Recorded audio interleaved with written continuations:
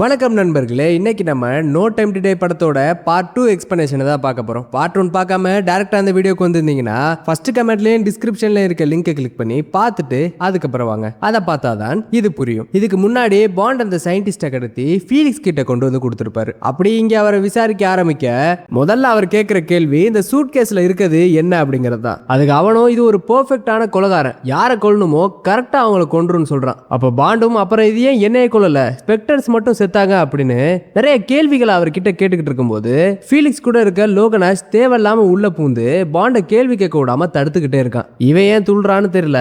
ஃபீலிக்ஸும் அவன் வாய அடைக்க அப்ப அந்த சயின்டிஸ்டும் சொல்றான், நாங்க ஏன் உங்களை கொல்லலனா இப்ப நீங்க எங்களோட டார்கெட் கிடையாது, எங்களோட டார்கெட் ஸ்பெக்டர்ஸ் தான் அப்படின்னு. என்னது நீங்களா? நீங்கன்னா யாரு? இந்த பயோ வெப்பன் ப்ராஜெக்ட உருவாக்குனதே எம் தான். அப்ப எம் தான் ஸ்பெக்டர்ஸுக்குள்ள உனக்கு ஆர்டர் கொடுத்தாரா அப்படின்னு கேட்கும்போது இல்ல எம்முக்குலாம் அந்த அளவுக்கு அறிவு கிடையாதுன்னு சொல்ல, இப்ப யாரு? எம் இல்லனா அப்ப ப்ளோஃபீல்டா? ஆமா அதெல்லாம் இருக்கட்டும், நான் அந்த பார்ட்டிக்கு வர போறேன்னு அவனுங்களுக்கு எப்படி தெரியும்னு நம்ம பாண்டு கேக்குறாரு. அதுக்கு அந்த சயின்டிஸ்டும் பின்னாடி இருக்கிற லோகனாஷை பார்த்து திரு திருன்னு முழிக்கிறான். ஏன்னா பாண்டுக்கு பதில் சொல்லலனா அவர் கொன்றுவாரு. அது சஃபின் தான் சொல்லிட்டு பதில் சொன்னா பின்னாடி நிக்கிற லோகன் கொன்றுவான். ஏன்னா லோகன் சஃபினோட ஆளு. அதனாலதான் என்ன பண்றதுனே தெரியாம என்னை எப்படியாச்சும் காப்பாத்துறா அப்படின்னு அவனை பார்த்திருப்பான். அப்ப அவங்க ரெண்டு பேத்துக்கு இவனோட பார்வையிலே புரிஞ்சிருது இவன் நம்ம ஆள் இல்லன்னு. ஆனா அதுங்குள்ளாட்டியுமே அவனை நம்ம பாண்ட சுட போகும்போது ஃபீலிக்ஸ் உள்ள புந்து தடுத்து குண்டை அவர் வாங்கி கீழே விழுந்துடுறாரு. இப்ப பாண்டு அவனு கொடூரமா சண்டை போட்டுக்க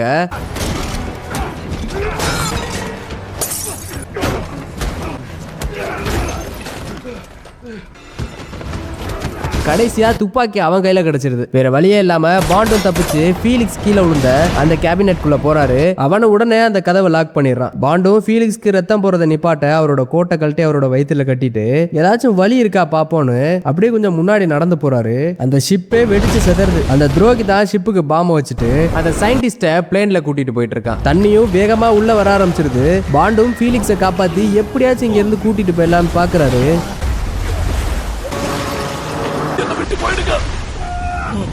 விட்டுட்டு போங்க, நீங்க தப்பிச்சிருங்க. வாழ்க்கையை வீணாக்கிடாதீங்க. நம்ம பாண்டோட கண்ணு முன்னாடியே ஃபீலிக்ஸோட உயிர் பிரியுது.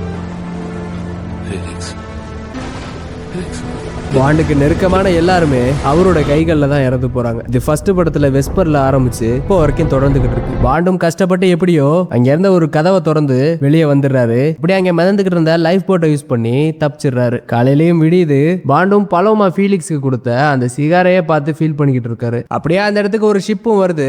அதுல ஏறி அந்த இடத்துல இருந்து தப்பிச்சு பாண்ட் இங்க அவர் வீட்டுக்கு வந்துடுறாரு. அங்க இருந்து அவரோட கார் எடுத்துக்கிட்டு நேரா MI6க்கு வந்து எம்ம தான் மீட் பண்றாரு. அந்த எம்மும் நம்ம பாண்ட பார்த்தோன்னே என்னப்பா இப்ப சிஐக்கு ஒர்க் பண்ண ஆரம்பிச்சிட்டீங்க அப்படிங்கிற மாதிரி கேட்கும்போது, ஆமா அவங்க ரொம்ப தன்மையா என்கிட்ட கேட்டாங்க, உங்களை மாதிரி வீட்டுக்கு ஆள் அனுப்பி என்ன மிரட்டல அப்படிங்கிற மாதிரி சொல்லிட்டு இப்ப நடந்துகிட்டு இருக்க பிரச்சனை இல்ல ஸ்பெக்டர்ஸ் மட்டும் தான் சம்பந்தப்பட்டிருக்காங்கன்னு நம்ம நினைச்சோம். ஆனா வேற யாரோ இருக்காங்க. அவங்க தான் கியூபால ஸ்பெக்டர்ஸ் என்ன கொல்ல வச்சிருந்த பிளானை மாத்தி ஸ்பெக்டர்ஸ் எல்லாத்தையும் கொன்னாங்க. அவங்க தான் இப்ப அந்த சயின்டிஸ்டையும் கடத்திட்டு போயிருக்காங்க. அந்த சயின்டிஸ்ட வச்சு அவங்க என்ன பண்ண போறாங்க அப்படிங்கிறது நமக்கு தெரியல. ஸ்பெக்டர்ஸ் எல்லாத்தையும் கொல்ற அளவுக்கு ஸ்பெக்டருக்கு இருக்கிற விரோதி யாரு அப்படின்னு தெரிஞ்சுக்கிறதுக்கு நமக்கு இருக்கிற இப்ப ஒரே வழி ப்ளோஃபீல்ட் மட்டும் தான். ஏன்னா ஸ்பெக்டர்ஸ்ல அவன் ஒருத்த மட்டும் தான் இப்ப உயிரோட இருக்கான். அதனால அவனை பாக்குறதுக்கு என்னை அனுமதிப்பீங்களா அப்படின்னு சொல்லிட்டு அவரும் கேட்கும்போது எம்மும் அது கண்டிப்பா முடியவே முடியாது. ஏன்னா ஸ்பெக்டர்ஸ்ல உயிரோட இருக்கிறது அவன் ஒருத்த மட்டும் தான். என்னால அந்த ரிஸ்க் எடுக்க முடியாதுன்னு சொல்ல, ஓ அப்படியா, முதல்ல உங்களுக்கு ஒரு விஷயம் தெரியுமா, ப்ளோஃபீல்ட் ஜெயில இருந்துகிட்டு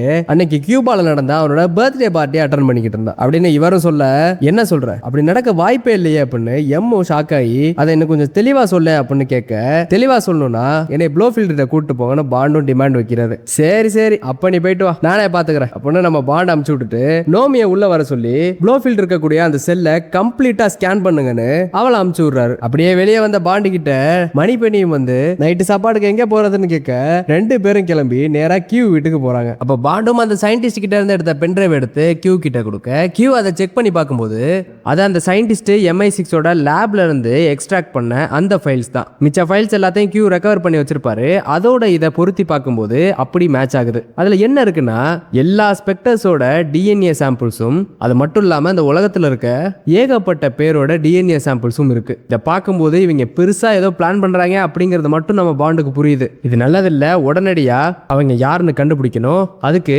நான் ப்ளோஃபீல்ட மீட் பண்ணணும் அப்படின்னு சொல்லிட்டு பாண்டு சொல்லும்போது நம்மளா ரகசியமா போய் அவரெல்லாம் மீட் பண்ண முடியாது. ஏன்னா அங்க போறதுக்கு யாருக்குமே ஆக்சஸ் கிடையாது, எம்முக்கு கூட கிடையாது. ஒரே ஒரு சைக்காலஜிஸ்டால மட்டும்தான் அவங்கள பார்க்க முடியும், அவங்க கிட்ட மட்டும்தான் அவர் பேசுவாரு அப்படிங்கிற மாதிரி இவங்களும் சொல்லும்போது அப்படியே கட் பண்ணி இங்க நமக்கு மேட்லினை தான் காட்டுறாங்க. அதாவது விஷுவலா நமக்கு சொல்ற விஷயம் என்னன்னா அந்த சைக்காலஜிஸ்ட் மேட்லின் தான். அவங்களும் காலையில அவங்களோட புது பேஷண்ட்டை போய் பார்க்கறாங்க. அவனும் ஆரம்பத்துல சம்பந்தமே இல்லாம தான் பேசுறான். சைக்கோ தெரபிஸ்ட் சொன்னாங்க இவ்வளவு அழகா இருக்கீங்க. ஃபாக்ஸ் கிளவுஸ், நீங்க அதை சாப்பிட்டீங்கன்னா அதை அப்படியே உங்க இதய துடிப்பை நிறுத்திடும். உங்களுக்கு ஃப்ளவர்ஸ பத்தி நிறைய தெரியுமா? எங்க அப்பா ஒரு தோட்டம் வச்சிருந்தாரு. என் சின்ன வயசுல அவர் இறந்துட்டாரு. ஆனா அந்த இன்ட்ரெஸ்ட் அப்படியே இருக்கு. பேரண்ட்டை இழக்கிறது ரொம்ப கஷ்டம்தான், அதுவும் குறிப்பா சின்ன வயசுல. அதுக்கு அவனும் அதை விட பெரிய விஷயத்த நான் ஒன்று கண்டுபிடிச்சேன். ஒரு உயிரை காப்பாற்றும் போது நம்ம அந்த உயிர் கூட இணைஞ்சிடுறோம் அப்படின்னு என்னென்னமா உளறான். அவங்களாம் அவன் சொல்றதுக்கெல்லாம் தலையாட்டிட்டு கடைசியா எதனால அப்படி சொல்றீங்கன்னு கேட்கறாங்க. அதுக்கு அவன் நான் சொல்றதை விட நான் ஒரு மெமரி பாக்ஸ் எடுத்துட்டு வந்திருக்கேன், அதை பாத்தீங்கன்னா உங்களுக்கு தெளிவா புரியும் அப்படின்னு அதை தூக்கி அவங்கள்ட்ட கொடுக்குறான். அவங்களும் வார்த்தைகளை விட பொருட்கள் நினைவுகளை பயங்கரமா தூண்டும் அப்படின்னு சொல்லிட்டு ஓபன் பண்ணி பாக்குறாங்க. அதுல இருக்குது அவங்க அம்மாவை சின்ன வயசுல கொல்ல அந்த முகமுடிக்காரனோட மாஸ்க் தான் அது. அந்த முகமுடிக்காரன் தான் இவன். அண்ட் இங்க நடந்துகிட்டு இருக்க எல்லா பிரச்சனைக்கும் இவன் தான் காரணம். ஏன்னா இவன் தான் அந்த சஃபின். மேட்லினோ அந்த மாஸ்க பார்த்துட்டு பயத்துல அப்படியே உறைஞ்சு போயிடுறான். அப்ப அவன் அவகிட்ட ஒரு பெர்ஃப்யூமை கொடுத்து இதை நீ கையில தடவிட்டு ப்ளோஃபீல்ட போய் பாரு அப்படின்னு சொல்றான். அதாவது அந்த பயோ வெப்பனை தான் இந்த பெர்ஃப்யூம் ஃபார்மேட்ல கொண்டு வந்திருக்கான். மேட்லினோ அதெல்லாம் என்னால செய்ய முடியாதுன்னு சொல்லும்போது அவனும் பாண்டை நான் கொன்றுவேன்னு மிரட்டுறான். அப்படியே இந்த பக்கம் நமக்கு ஜேம்ஸ் பாண்டை தான் காட்டுறாங்க. எம்மு கூட தான் பேசிட்டு இருக்காரு. அப்ப எம்மு சொல்றாரு, நான் அந்த ஹெராக்குலஸை உருவாக்குனது தீவிரவாதிகள் அழிக்கிறதுக்கு தான், நாட்டோட நன்மைக்காக தான் உருவாக்குனேன். ஆனா அது இப்படி போய் முடியும்னு எனக்கு தெரியாது. இந்த ப்ராஜெக்டை பிரைம் மினிஸ்டருக்கு கூட தெரியாம ரொம்ப ரகசியமா தான் செஞ்சுக்கிட்டு இருந்தேன். வெளியில தெரியக்கூடாதுங்கிறதுக்காக தான் இப்ப வரைக்கும் இதை நான் மறைக்க ட்ரை பண்ணிட்டு இருந்தேன். இனிமே மறைக்கிறதுக்கு எதுவும் இல்ல. இப்ப நம்ம நாட்டை காப்பாத்துறதுக்கு என் கூட சேர்ந்து உதவியா அப்படின்னு சொல்லிட்டு அவரும் கேட்க பாண்டும் ஒத்துக்கிறாரு. அப்புறம் ரெண்டு பேரும் சேர்ந்து MI6க்கு வராங்க.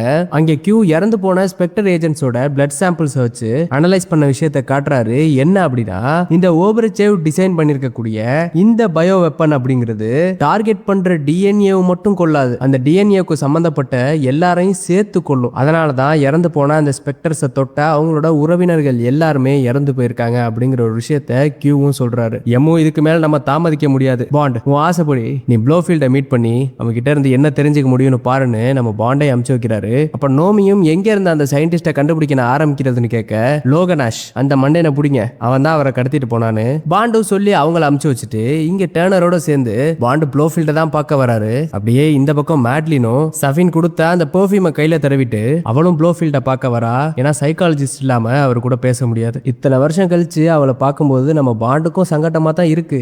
ஆனா அதை வெளியே காட்டிக்காம இவரும் கேஷுவலா கை கொடுக்க அவங்க கை கொடுக்க மாட்டேங்கிறாங்க. ஏன்னா அவங்களோட கையில பயோ வெப்பன் இருக்குல்ல, அதை நினைச்சு அவங்க பயந்துகிட்டு கொடுக்காம இருக்காங்க. இவன் நம்ம மேல கோவமா இருக்கா போலன்னு சொல்லிட்டு அவரும் நினைச்சுக்கிறாரு. அப்படியே ரெண்டு பேரும் உள்ள போகும்போது மேட்லினுக்கு கையெல்லாம் அப்படி நடுங்குது. அந்த அளவுக்கு இவ பயப்படுறா இவ செய்ய போற தப்ப நினைச்சு. ப்ளோஃபீல்டு வரகுள்ளாட்டியுமே என்ன நினைச்சாலும் தெரியல அவளோட மனசு மாறிடுது. இங்க இருந்து போயிடலான்னு கதவை திறங்கன்னு கத்துறா. பாண்டோ அவ கிட்ட வந்து என்னாச்சுன்னு கேட்க இதுக்கு மேல என்னால முடியல என்னை விட்டுருங்கன்னு சொல்லிட்டு பேனிக் அட்டாக் வந்த மாதிரி ஆயிடுறா. உடனே அவங்களும் கதவை திறந்து அவளை வெளியே அனுப்பி வைக்க இப்ப அப்படியே பாண்டு மட்டும் தனியா அவர் கூட பேச ஆரம்பிக்கிறாரு. ஆரம்பத்துல எல்லாம் நல்லா தான் பொறுமையா தான் பேசிட்டு இருக்காரு. கியூபால அவரோட பர்த்டே பார்ட்டில நல்லா இருந்துச்சு அப்படிங்கிற மாதிரி. அண்ட் ஸ்பெக்டர்ஸ் எல்லாம் இறந்தது எனக்கும் வருத்தமா தான் இருக்கு. அவங்கள கொன்னது யாருன்னு நீ நினைக்கிற? அப்படிப்பட்ட எதிரி உனக்கு யார் இருக்கா அப்படிங்கிற மாதிரி ஒரு கேள்வியை கேட்கும்போது அவன் ஒழுங்கா பதில் சொல்லாம மேட்லினை பத்தி பேச ஆரம்பிக்கிறான். அன்னைக்கு வெஸ்பரோட கல்லறை வெடிச்சதுக்கு நான் தான் காரணம், நான் தான் அவன் மேல உனக்கு சந்தேகத்தை ஏற்படுத்தி உன்னையும் அவளையும் பிரிச்ச. இப்படி பச்சை புள்ளத்தனமா ஏமாத்து போறிய பாண்டுன்னு பேசி பேசி நம்ம பாண்டையே கடுப்பு ஏத்துறான். பாண்டும் கோவத்தை அடக்கிட்டு கேட்ட கேள்விக்கு பதில் சொல்றான்னு கெஞ்சுறாரு. அப்படியே இந்த பக்கம் ப்ளோஃபீல்டோட பயோனிக் கைய நம்ம கியூ ஸ்கேன் பண்ணிட்டு இருக்காரு. நான் முன்னாடியே சொன்ன மாதிரி அந்த அரகுர மண்டையனோட பயோனிக் கையும் இவரோடதும் கனெக்ட் ஆயிருக்கும். அது வழியா பார்க்கும்போது இப்போ என்ன தெரியுதுன்னா அந்த சஃபினோட ஆள் லோகனாஷ் இருக்கான்ல, அவன் இப்ப அந்த அரகுர மண்டையனை மீட் பண்ணி சஃபினோட டீம்ல சேர்ந்துக்கங்க அப்படின்னு சொல்லிட்டு அவனுக்கு ஒரு ஆஃபர் கொடுக்குறான். அந்த ஒரு விஷயத்தை பார்த்த கியூ அந்த லோகனாஷ் இருக்கிற இடத்தை கண்டுபிடிச்சிடறான். அதை அப்படியே நோமி கிட்ட சொல்ல நோமியா அவனை பிடிக்க கிளம்புறாங்க. அப்படியே இங்கே ப்ளோஃபீல்ட் என்ன பேசிட்டு இருக்கானா, மேட்லின்குள்ள பல ரகசியங்கள் இருக்கு, உனக்கே தெரியும்னு நினைக்கிறேன். அதெல்லாம் தெரியும் போது உன் மூஞ்சி எப்படி ஆகும்னு நான் பார்க்கணுமே அப்படின்னு இன்னும் அவரை வெறுப்பேத்த பாண்டுக்கு வெறி மண்டை கேறிடு சாவுடான்னு சொல்லி கழுத்தை பிடிச்சு நெருக்க ஆரம்பிக்க டேர்னரும் கத்துறாரு, பாண்டு எதுவும் பண்ணாதீங்கன்னு. அப்புறம் பாண்டு அவனை விட்டுட்டு அப்படி ஓரமா போய் நிக்க டேர்னரும் உள்ள வந்துடுறாரு. அப்படியே ரெண்டு பேரும் பின்னாடி பின்னாடி திரும்பி பார்த்தா ப்ளோஃபீல்டு செத்து கிடக்குறான். ஏன்னா பாண்டு மேட்லினை தொற்றுப்பார்ல, அதனால அந்த பயோ வெப்பன் இவர் கையில ஏறி இருக்கும். இவர் மூலியமா இப்ப ப்ளோஃபீல்டை இவர் டச் பண்ணும்போது அவர்கிட்ட போய் அவரை கொன்றுச்சு. கியூவும் பாண்டோட கையை அனலைஸ் பண்ணிட்டு உங்களோட உடம்புல அந்த ஹெராகுலஸ் தான் ஏறி இருக்கு, அதனாலதான் அவன் செத்துட்டான். நல்ல வேலை நீங்க அவனுக்கு ரிலேட்டிவ் இல்ல, இல்லனா நீங்களும் செத்துருப்பீங்க அப்படின்னு அவனும் சொல்றான். இப்ப இதை என் உடம்புல இருந்து ரிமூவ் பண்ண முடியுமான்னு அவரும் கேட்க, இல்ல அதுக்கு வாய்ப்பே இல்ல. ஒரு தடவை ஹெராகுலஸ் யாரோட உடம்புலயாச்சும் ஏறிடுச்சுன்னா வாழ்க்கை முழுக்க அதை ரிமூவ் பண்ணவே முடியாது அப்படிங்கிறான். பாண்டுக்கும் தெளிவா புரிஞ்சிருக்கும் மேட்லின் மூலியமா தான் ஹெராகுலஸ் இவரோட உடம்புல ஏறிச்சுன்னு. அதனால இவரு மணி பண்ணியை ட்ராக் பண்ண சொல்லியிருப்பாரு. ஆனா அவ காரை இங்கே விட்டுட்டு எங்கேயோ தப்பிச்சு போயிட்டா. அவளோட வீட்டுல சர்ச் பண்ணி பார்த்தோம், ஆனா அங்கேயும் அவ இல்ல. ஸ்பெக்டர்ஸ் எல்லாத்தையும் கொலை பண்ணவங்க கும்பல்ல தான் இவளும் இருப்பாளோ. இவளை பத்தி உங்களுக்கு வேற ஏதாச்சும் தெரியுமான்னு மணிப்பெண்ணியும் நம்ம பாண்டு கிட்ட கேட்கும்போது எனக்கு ஒன்னும் தெரியாதுன்னு சொல்லிட்டு சைலண்டா அந்த இடத்த விட்டு கிளம்புறாரு. அப்படியே அவரோட வண்டியை எடுத்துக்கிட்டு இங்க ஒரு வீட்டுக்கு வந்து இறங்குறாரு. அது நம்ம மேட்லினோட வீடு தான். படத்தோட ஆரம்பத்துல ஒரு வீட்டை காமிச்சாங்கல்ல, அந்த வீடு தான் இது. இந்த பிளாஷ்பேக் கதைய போன படத்துல மேட்லின் பாண்டு கிட்ட மேலோட்டமா சொல்லியிருப்பாங்க. அப்ப இந்த இடத்தையும் சொல்லியிருப்பாங்க. அதை வச்சுதான் இப்ப பாண்டு இந்த இடத்துக்கு வந்திருக்காரு. அவரும் அப்படியே பேச ஆரம்பிக்கிறாரு. அன்னைக்கு ட்ரெயின்ல உன்னை ஏத்தி விடுறதுக்கு 5 நிமிஷத்துக்கு முன்னாடி வரைக்கும் என் உலகமே நீதான் நினைச்சுக்கிட்டு இருந்தேன். நான் உன்னை மட்டும்தான் நம்பினேன். ஆனா அவன் என் மனசுல ஏற்படுத்தின அந்த சந்தேகத்தை வச்சுக்கிட்டு என்னால உன் கூட சந்தேகப்பட்டுக்கிட்டே வாழ்ந்துகிட்டு இருக்க முடியாதுன்னு எனக்கு தோணுச்சு. அதனாலதான் அந்த முடிவு எடுத்தேன். ஆனா அப்பவும் சரி இப்பவும் சரி எப்பவும் நான் உன்னை மட்டும்தான் காதலிக்கிறேன் அப்படின்னு பாண்ட் அப்படியே மனசு உருகுற மாதிரி பேசுறாரு. அப்படியே 2 பேரும் கொஞ்சம் க்ளோஸ் ஆக மேல இருந்து ஏதோ சத்தம் கேக்குது. என்னன்னு பார்த்தா மேல ஒரு குட்டி பொண்ணு இருக்கா. அது நம்ம மேட்லினோட பொண்ணு தான். அவளோட பேரு மெத்தில். அப்படியே மேட்லினா அந்த பொண்ணை தூங்க வச்சுட்டு பாண்டி கிட்ட வந்து அவ உங்க பொண்ணு இல்ல அப்படின்னு சொல்றா. அவரும் கேக்குறாரு, அவளுக்கு வந்து என்னோட நீல கண்கள் தானே இருக்கு அப்படின்னு. அதான் உங்க பொண்ணு இல்லன்னு சொல்றான்ல, வாங்க உங்களுக்கு ஒண்ணு காட்டணும் அப்படின்னு கீழே கூட்டு போறாங்க. என்னதான் அவ பச்சையா போய் சொல்றான்னு தெரிஞ்சாலும் பாண்டு பெருசா எதுவும் கேட்டுக்கல. அப்ப அவளும் ஒரு ஃபைலை ஓபன் பண்ணி சொல்ல ஆரம்பிக்கிறா. சஃபினோட ஃபேமிலி ஒரு கெமிக்கல் ஃபேக்டரி வச்சிருந்தாங்க. அதோட பேரு பாய்சன் கார்டன். அந்த ஃபேக்டரி தனக்கு வேணும்னு ப்ளோஃபீல்டு நினைச்சான். அதுக்காக உங்க ஃபேமிலியே கொல்ல சொல்லி எங்க அப்பாவுக்கு ஆர்டர் கொடுத்தான். எங்க அப்பாவும் ஸ்பெக்டர்ஸ்ட இருந்து அபிஷியலா அந்த ஃபேமிலிக்கு ஒரு பார்ட்டி நடத்துற மாதிரி நடத்தி அவங்களோட சாப்பாட்டுல டயாக்சினை கலந்துட்டாரு. அதை சாப்பிட்டு மொத்த ஃபேமிலி செத்து போகுது. அதுக்கப்புறம் அவங்கள்ட்ட இருந்து அந்த ஃபேக்டரிய ஸ்பெக்டர்ஸ் எடுத்துக்கிறாங்க. ஆனா அந்த டயாக்சினை சாப்பிட்ட ஒரு சின்ன பையன் மட்டும் உயிர் பிழைக்கிறான். அவன் தான் சஃபின். தன்னோட ஃபேமிலி அழிச்சவங்களை கொல்லணும்னு ஒரு வெறியோட வளர்றான். அதனாலதான் அவரோட ஃபேமிலி சாகிறதுக்கு முக்கியமான காரணமான மிஸ்டர் ஒயிட்டை முதல்ல கொல்றதுக்கு இந்த வீட்டுக்கு படத்தோட ஆரம்பத்துல வந்திருப்பான். அப்புறம் அப்படி இப்ப கொஞ்சம் கொஞ்சமா வளர்ந்து ஸ்பெக்டர்ஸ் எல்லாத்தையும் கொன்னுட்டு திரும்பவும் அந்த பாய்சன் கார்டனை அவனுக்கு சொந்தமாக்கிக்கிட்டான் அப்படின்னு இவளும் சொல்லும்போது பாண்டும் கியூக்கு கால் பண்ணி சஃபின்ங்கிற ஒருத்தனை கண்டுபிடிக்கணும். அவனோட சின்ன வயசுல எடுத்துக்கிட்ட போட்டோவும் அவனுக்கு சொந்தமான ஒரு ஃபேக்டரி அது ஒரு ஐலாண்ட்ல இருக்கு, அதோட போட்டோவும் உனக்கு அமைச்சிருக்கேன். உன்னால என்ன கண்டுபிடிக்க முடியுதுன்னு பாரு. அண்ட் அங்க போறதுக்கு எனக்கு ஒரு பிளேனை ரெடி பண்ணி வை அப்படின்னு சொல்லிட்டு போனை வச்சிடறாரு. அது நைட் நேரங்கிறனால எல்லாரும் நல்லா தூங்கி காலையில எந்திரிக்கிறாங்க.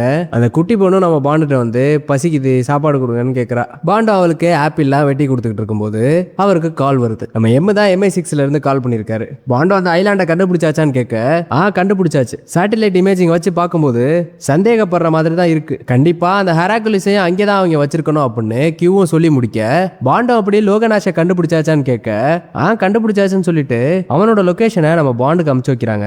அதை பார்த்தா இவர் இருக்கிற இடத்த காட்டுது. நான் அவனை தானே ஃபாலோ பண்ண சொன்னேன், என்னையே ஃபாலோ பண்றீங்க அப்படின்னு பாண்டு சொல்லிக்கிட்டு இப்பதான் ஒரு விஷயத்தை ரியலைஸ் பண்றாரு. லோகநாஷ் இவர் இருக்கிற இடத்துக்கு வந்துகிட்டு இருக்கான்னு. சஃபின் தான் இவங்க எல்லாரையும் கொல்ல அமுச்சு வச்சிருக்கான். தெரிஞ்ச உடனே பாண்டும் எல்லாத்தையும் அரக்க பறக்க கிளப்பி வண்டியில ஏத்தி அந்த இடத்த விட்டு தப்பிக்கிறாரு. அப்படியே போன்ல கியூ கிட்ட நான் ரெடி பண்ண சொன்ன பிளேனை நாட்டோ பேஸ்க்கு எடுத்துட்டு வந்துரு, நான் அதுக்கு பக்கத்துல தான் இருக்கேன், அங்க இருந்து எடுத்துக்கிறேன் அப்படின்னு சொல்லிட்டு வண்டியை ஓட்டிட்டே இருக்கும்போது இப்ப பாண்டும் நிறைய கார் இவரை கடந்து போறத பாக்குறாரு. அப்படியே கொஞ்ச நேரத்துல அந்த காரும் ரிட்டர்ன் வருது. பாண்டுக்கும் புரிஞ்சிருது லோகநாஷ் தான் அதுன்னு. அப்படி பின்னாடி சேஸ் பண்ணிக்கிட்டே வந்தவங்க பாண்டுக்கு நெருக்கமா வந்து அட்டாக் பண்ண ஆரம்பிச்சிடுறானுங்க.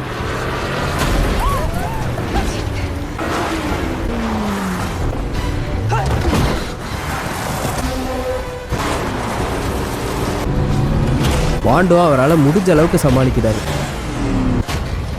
கார்ல மட்டும் இல்ல ஹெலிகாப்டர் பைக்குன்னு ஏகப்பட்ட கும்பல் நம்ம பாண்ட் அட்டாக் பண்ண வருது.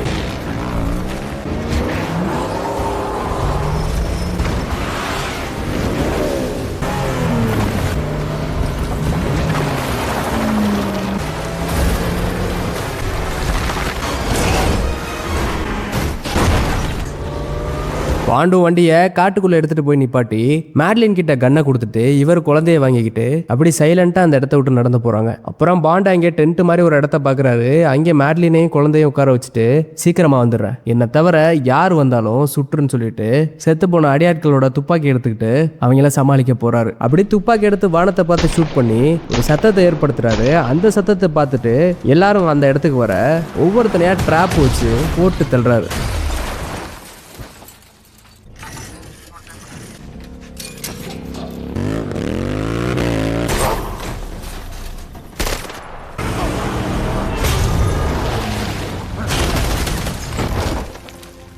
எனக்கு கொஞ்சம் ஹெல்ப் பண்ணு. எனக்கு ஒரு நன்மை இருந்தா, அவன் பேரு ஃபீலிக்ஸ் லைட்டர். ஆனா பாண்டு மேட்லின் இருக்கிற இடத்துக்கு போறதுக்கு முன்னாடியே சஃபின் அந்த இடத்துக்கு வந்து அவளையும் குழந்தையும் கடத்தி ஹெலிகாப்டர்ல தூக்கிட்டு போயிடுறான். பாண்டு அதை பார்த்துட்டு அப்படி ரோட்ல மெதுவா நடந்து போயிட்டு இருக்கும்போது லோகநாஷை ட்ராக் பண்ணிட்டு நோமி வந்துகிட்டு இருந்தாங்கல்ல, அவங்க அப்படி பாண்டை பார்த்துட்டு காரை நிறுத்த அந்த கார்ல ஏறி பாண்ட் அவர் ரெடி பண்ண சொன்ன ஃபிளைட்டுக்கு வராரு. அங்க எம்மும் பாண்டுக்கு இன்ஸ்ட்ரக்ஷன்லாம் கொடுக்குறாரு. அங்க நம்ம பாண்டு தனியா போறது இல்ல, அவர் கூடவே நோமியும் வரா. அண்ட் பாண்டுக்கு அவரோட பழைய ஏஜென்ட் நேமான 007 அப்படிங்கிற நேம கொடுக்க சொல்றாங்க. உங்க ஆசைப்படியே செய்யுங்கன்னு எம்மும் ஒத்துக்க. அப்புறம் கியூவும் பாண்டுக்கு ஒரு வாட்சை கொடுக்குறாரு. அந்த வாட்ச் அப்படிங்கிறது எலக்ட்ரோ மேக்னெட் பல்ஸை வெளிப்படுத்தும். ஏதாச்சும் ஒரு எலக்ட்ரானிக் டிவைஸ்க்கு பக்கத்துல பாண்ட் அந்த வாட்சை கொண்டு போனார்னா அந்த டிவைஸ் வெடிச்சிடும். அப்படியே இந்த பக்கம் சஃபீனை காட்டுறாங்க. மேட்லின் அங்கேதான் அவன் கடத்தி வச்சிருக்கான். அங்கே மேட்லினுக்கு அவனோட அந்த பாய்சன் கார்டனை அப்படி சுத்தி காட்டிக்கிட்டு இருக்கான். அதாவது இவன் என்ன நினைக்கிறான் அப்படின்னா, அவளை ஃபர்ஸ்ட் மீட் பண்ணும்போது சொல்லியிருப்பான்ல, நம்ம யாரை காப்பாத்துறோமோ அவங்க நமக்கு சொந்தமாயிருவாங்கன்னு. அதே மாதிரி தான் இப்போ அவன் நினைச்சுக்கிட்டு இருக்கான். மேட்லின் இவனுக்கு சொந்தம் அப்படின்னு. அப்படியே கையில ஒரு கீச்சேன் மாதிரி ஒரு விஷயத்தை எடுத்து காட்டுறான். அது என்னன்னா, மேட்லினோட தலைமுடியில இருந்து டிஎன்ஏ எடுத்து அதுல ஒரு ஹெராகுலஸ் ரெடி பண்ணி வச்சிருக்கான். ஏதாச்சும் ஒரு எமர்ஜென்சினா இவளை கொண்டுடலாம் அப்படிங்கிறதுக்காக. அப்படியே அம்மாவையும் பொண்ணையும் பிரிச்சு பொண்ணை இவன் தூக்கி வச்சுக்கிறான். அண்ட் இந்த பக்கம் பாண்டு நோமியும் கியூ கொடுத்த ஒரு ஜெட்டை எடுத்துக்கிட்டு அப்படி தண்ணி வழியா அந்த பாய்சன் கார்டனோட அடிப்பகுதிக்கு போய் அது மூலியமா கொஞ்சம் கொஞ்சமா மேல போறாங்க.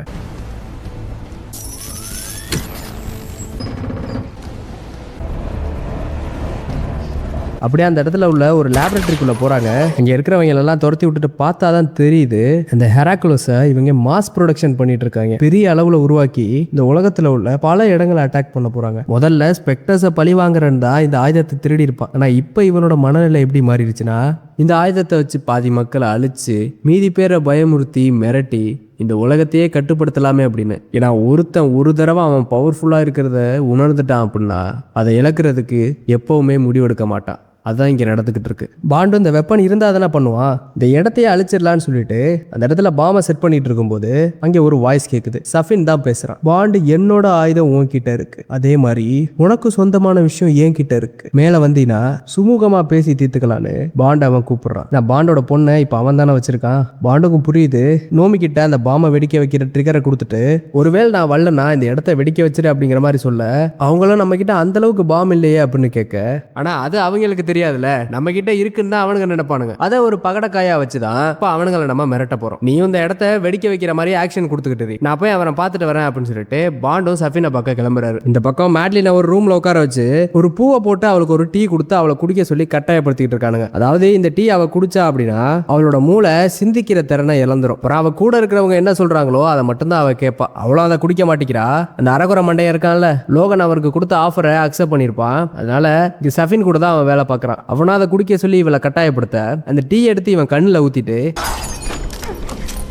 அவளும் அந்த இடத்த விட்டு தப்பிச்சிடறா. அண்ட் அதே நேரத்தில் பாண்டும் சஃபின் கிட்ட போறாரு. அவனும் என்னோட ஆயுதங்களை நீ கொடுத்துரு, உன்னோட பொண்ணு நான் கொடுத்துருன்னு சொல்றான். பாண்டும் அப்ப மேட்லின் என்ன பண்ணுவ அப்படின்னு கேட்க, அவனும் அதுக்கு அவ இங்கே தான் இருப்பான்னு சொல்லும்போது பாண்ட் அதுக்கு ஒத்துக்க மாட்டேங்கிறாரு. அவனும் டென்ஷன் ஆகி குழந்தை அடிக்கலான்னு போகும்போது பாண்டும் மன்னிப்பு கேட்கிற மாதிரி குனிஞ்சு அவர் ஒளிச்சு வச்சிருந்த துப்பாக்கி எடுத்து அவனோட அடியாட்களை போட்டு தள்ளிடுறாரு. ஆனா அதுங்களாட்டியுமே அவன் கீழே ஒரு டோரை ஓப்பன் பண்ணி தப்பிச்சு போயிடுறான். அண்ட் அதே நேரத்தில் மேட்லினும் அந்த இடத்துக்கு வந்துடுறாங்க. இந்த பக்கம் அப்படியே சஃபினோ அந்த குழந்தைய தூக்கிட்டு அவனோட முதல் ஆர்டரை பிடிக்க போறான். அதாவது இவன் ஒத்தாலா இந்த ஹெராகுலஸை வச்சு மக்களை கொல்ல போறது இல்ல, நிறைய பேர்கிட்ட வித்து அவங்க மூலியமாவும் கொல்ல போறான். அதுதான் போயிட்டு இருக்கான். அப்ப அந்த குழந்தையும் இவனோட கையை கடிச்சு விட்டுருது.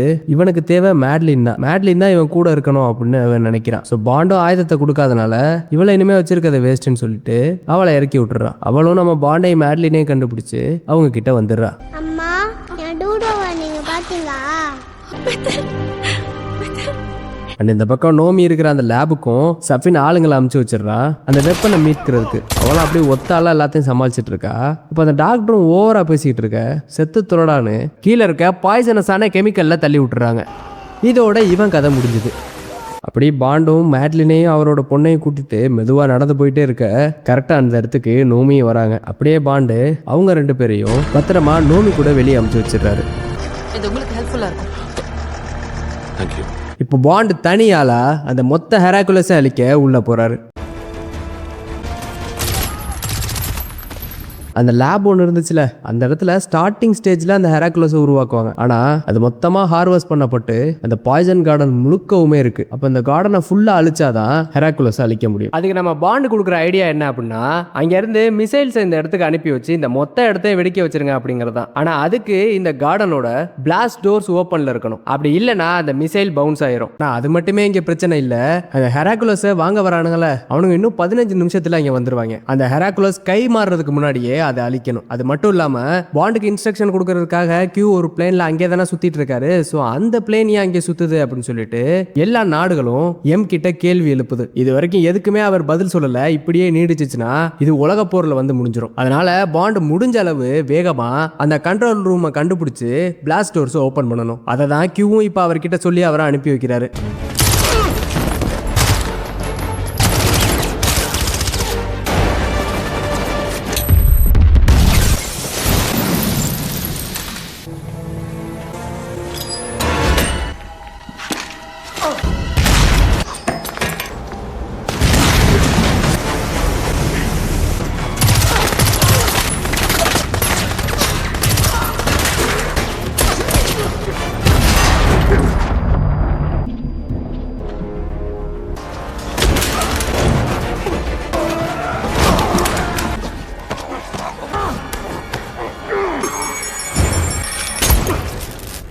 பாண்டும் பல அடியாட்களை சமாளிச்சுட்டு கடைசி அதை திறக்கிறதுக்கு கண்ட்ரோல் ரூம்குள்ள போறாரு. கியூவும் அதை ப்ரிசைஸா திறக்கணும். ஒரு பட்டனை தப்பா அழுத்துனீங்கனாலும் ஏதாச்சும் மாறிடணும். ஏகப்பட்ட இன்ஸ்ட்ரக்ஷன் கொடுத்துக்கிட்டு இருக்க பாண்டு ரேண்டமா 4-5 பட்டனை தட்டி விட்டு ஒரு லிவரை இழுத்து அதை ஓபன் பண்ணிடுறாரு. அதை ஓபன் பண்ணதுனால அவரும் மிசைல்ஸ் அனுப்ப சொல்லிட்டு அந்த இடத்துல இருந்து வெளியே வந்துகிட்டு இருக்காரு.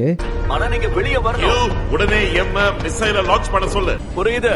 எம் லான்ச் பண்ண சொல்லிட்டாரு. நீங்க லான்ச் பண்றதுக்கு பெர்மிஷன் கொடுக்கறேன். மிசைல்ஸ் லான்ச் பண்ணியாச்சு. இன்னும் 9 மினிட்ஸ்ல வந்துரும்.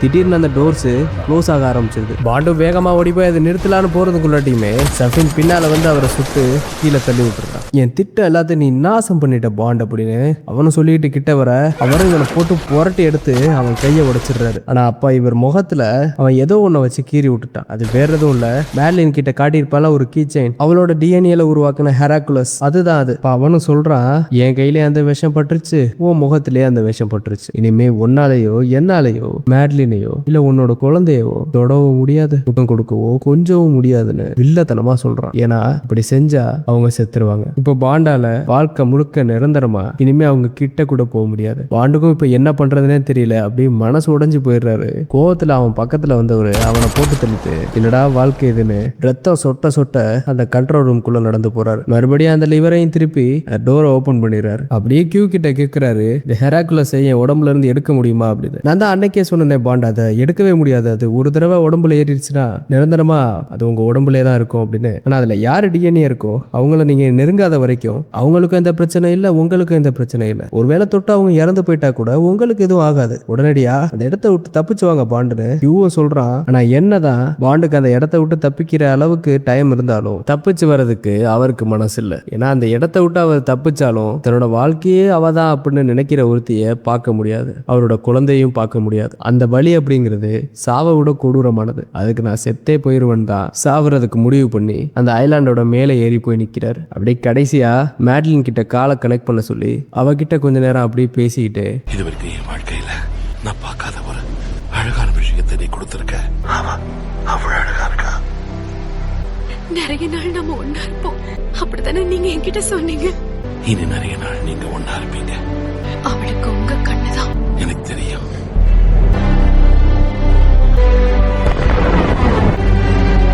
எனக்கு தெரியும். அவரோட உயிரை விடுறாரு. பாண்ட் இறந்து போனதை யாராலையுமே தாங்க முடியல. அண்ட் அப்படியே கொஞ்ச நாளும் ஆகுது, அவரோட ஆபீஸ்ல அவரோட இறப்புக்கு மரியாதை செலுத்துறாங்க. அப்படியே இந்த பக்கம் மேட்லினும் மெத்தில் கூட கார்ல போயிட்டு இருக்கா. அப்ப அவளும் சொல்ல ஆரம்பிக்கிறா, அவனுக்கு ஒரு சிறந்தவரை பத்தின கதையை சொல்றேன் அப்படின்னு. அவரோட பேரு பாண்ட், ஜேம்ஸ் பாண்ட் அப்படின்னு. அவளும் கதை சொல்ல ஆரம்பிக்கிறா. அந்த பொண்ணும் சிரிக்க இதோட இந்த படம் முடியுது. இந்த படம் மட்டும் இல்லாம டேனியல் கிரேகோட அந்த ஜேம்ஸ் பாண்ட் சீரீஸும் முடியுது. அண்ட் இது வரைக்கும் இந்த படமும் இந்த என்டையர் சீரீஸும் எப்படி இருந்துச்சு, என்னோட எக்ஸ்பிளனேஷன் இதுக்கு எப்படி இருந்துச்சு, நல்லா இருந்துச்சா இல்லையா அப்படிங்கிற உங்களோட கருத்துக்கள் எல்லாத்தையும் கமெண்ட்ஸ்ல சொல்லுங்க. அண்ட் அடுத்து நம்மளோட ஓஜி பிஎஸ் போஸ்டனோட ஜேம்ஸ் பாண்ட் படம் பார்க்கலாமா இல்ல மிஷன் இம்பாசிபிள் பார்க்கலாமா அப்படிங்கிற உங்களோட கருத்தை கமெண்ட்ல சொல்லுங்க. அண்ட் இது போல ஒரு நல்ல வீடியோவோட அடுத்த வீடியோ உங்களை சந்திக்கிறேன். அதுவரையும் பாய்.